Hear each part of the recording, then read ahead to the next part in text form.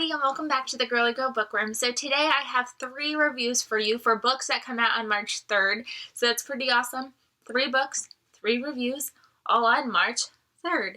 So March 3rd is going to be an exciting release date. There are so many more books that come out March 3rd that I definitely have my eye on that I have not been able to get my hands on. But these 3 I was able to get my hands on, and I really enjoyed them, so I'm really hoping to get them on your radar. Hopefully they'll end up in your shopping cart, your pre-order list somewhere, because these are books that you definitely don't want to miss out on this year. So I'm going to start with the first book, and that is In 5 Years by Rebecca Searle. Atria Books was kind enough to send me a copy. You may recognize her from the dinner list that she came out with last year. Unfortunately, I haven't gotten my hands on to reading this one yet, but I picked this one up, and this one was so good. This one follows a girl named Danny, and she basically thinks that she's got her life completely figured out. She kind of runs it by the numbers. By 20, I'll be engaged. By 30, I'll be married. By this, I'll have kids. So she kind of has everything, like, she knows where she's going to be in 5 years for sure. She goes on a job interview. They ask her where she's going to be, and she's like, I've been practicing for this question my entire life. I know exactly where I'll be in 5 years. So she kind of has this ideal that she's going to get this dream job. She's going to get engaged to the love of her life that she is currently dating. And she goes to bed one night, and she has this vivid dream of where she's going to be in 5 years. And it's nothing like she has planned. She sees another man, another house, and she is convinced that she needs to do everything in her willpower to make sure that this dream does not come true. And sure enough, in 5 years, we fast forward a little bit, and who shows up? The guy from her dream. And it just sets everything in motion. And this book, reading the back, I was like, oh, this is going to be like kind of like a probably a cute romance, and we're going to have some fun with picturing where you are going to be in the next 5 years. Like, I always love reflecting back on the previous 5 years, like, look how far we've made it, or look at, like, this is not what I thought was going to happen, and here we are anyways. So I thought it was going to be a lot of fun. And it is fun, but it also has such a deeper meaning than I thought I was going to get out of this book. The romance is there, but it kind of takes a little bit of a backseat because there's events that take place in here that just break your heart. I literally was bawling my eyes out reading this book. It's 250 pages, so it's little, but it packs a huge punch. It is a very quick read. Danny has a lot of personal growth, but it takes her a little while to get there, so she kind of did bother me a little bit while reading this book, but for the most part, this is definitely a book that you're not going to want to miss out on, because I feel like the message can hit home for so many people what this was trying to portray and get across. Definitely a beautiful story, and it's made me really excited to pick up the dinner list now, for sure. The next book that comes out on March 3rd that I want to talk to you about is The 2 Lives of Lydia Byrd by Josie Silver. This was kindly sent to me by Ballantine Books, which is an imprint of Penguin Random House. If you don't recognize this author, she is the one who wrote One Day in December, which I read and really enjoyed 2 years ago now. Really enjoyed that one, so I was really excited to see that she was coming out with another story. And this one follows Lydia Byrd, and it kind of reminds me a little bit of In 5 Years. Lydia Byrd is engaged to the love of her life, Freddie. They've been together forever. They met in high school. She's 28 now, and Freddie and her are about to get married, and all of a sudden she gets the call that Freddie has passed away in a car accident. And it obviously upends her whole world. And then we are following her. She's got this ability to see what her life would have been like with Freddie. So it really reminded me of Maybe in Another Life by Taylor Jenkins Reid, where you kind of have a parallel storyline. Not a dual parallel storyline, that wouldn't make sense. A parallel storyline where you get to see what life is like without Freddie, and you get to see what life is like with Freddie.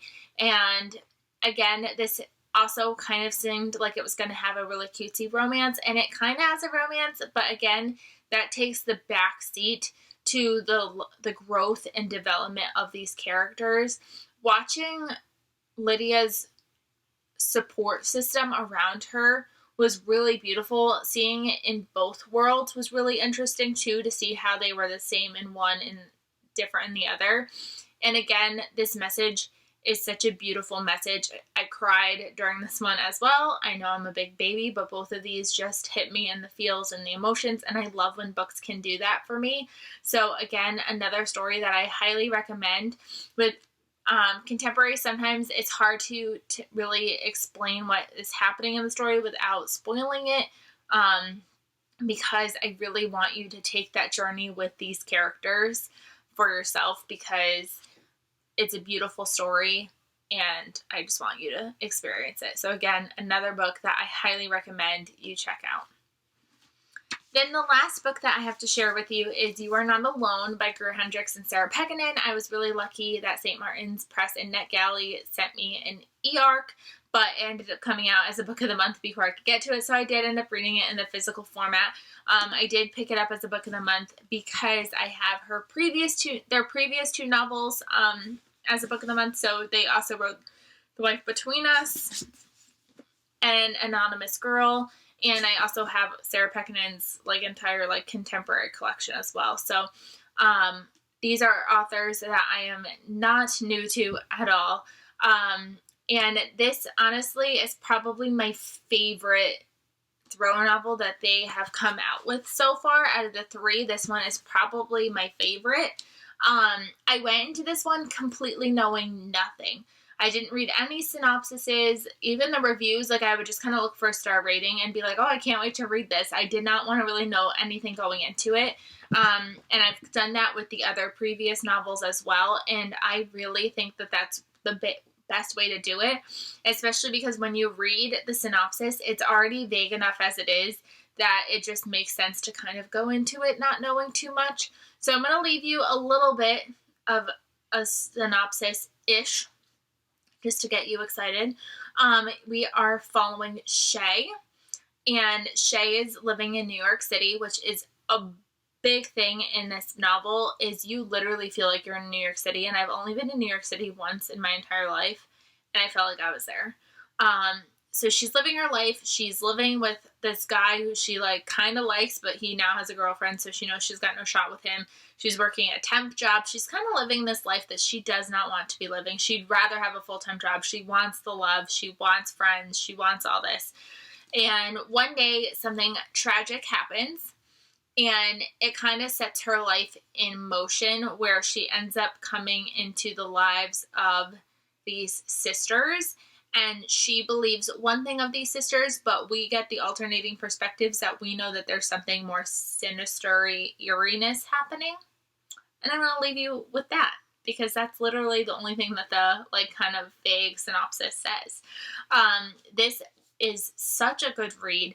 If you've been following me for a while, you know this month, and even last month, I've been very slow with reading books. I've either been not motivated or I just have not been reading books as quickly as I used to. I sat down with this book yesterday during Sydney's nap time, and I powered through 200 pages of this 340-page book during one nap time. 200 pages.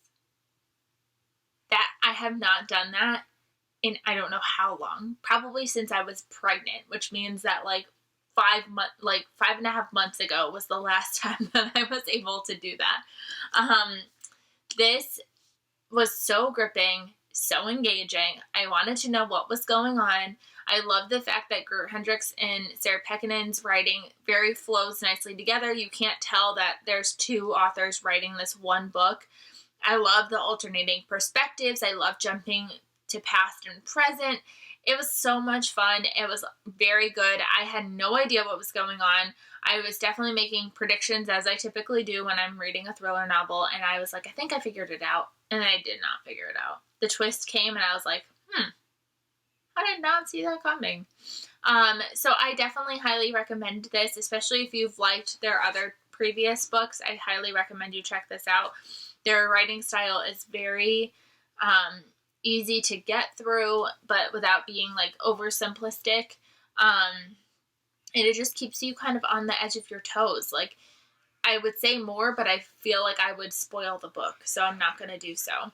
So those are the 3 books that came out or will be coming out March 3rd, and I highly, highly, highly recommend that you check out all 3 of these because these are books that you do not want to miss out on for sure. So again, In 5 Years by Rebecca Searle, The 2 Lives of Lydia Byrd by Josie Silver, and You Are Not Alone by Greer Hendricks and Sarah Peckman. Definitely go check them out. You don't want to miss it.